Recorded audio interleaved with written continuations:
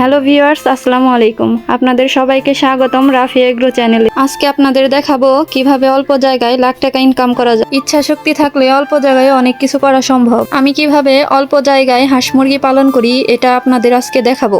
তার আগে আপনাদের দেখিয়ে নেই, হাঁস মুরগি পালনের জন্য একটি খোপ তৈরি করা হচ্ছে। খোপটি এখনো সম্পূর্ণ শেষ হয়নি। আপনারা যদি দেখতে চান খোপটি সম্পূর্ণ শেষ হলে আপনাদের নেক্সট ভিডিওতে দেখিয়ে দেব।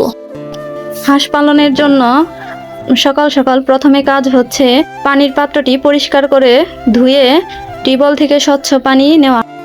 পাত্রে পানি নিয়ে পুনরায় হাঁসের কাছে দিয়ে দেব।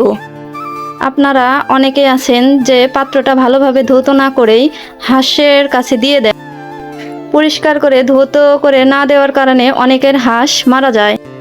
পানির পাত্র ও খাদ্যের পাত্র পরিষ্কার করে পুনরায় আবার হাঁসকে খাদ্য দিয়ে দিচ্ছি। আপনারা চেষ্টা করবেন ভালো মানের ফিড দেওয়ার জন্য।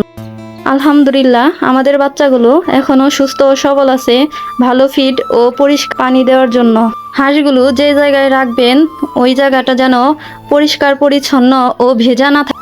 আমাদের বাড়িতে জায়গা কম থাকার জন্য আমরা হাঁসগুলোকে বারান্দার মধ্যে পালন করতেছি।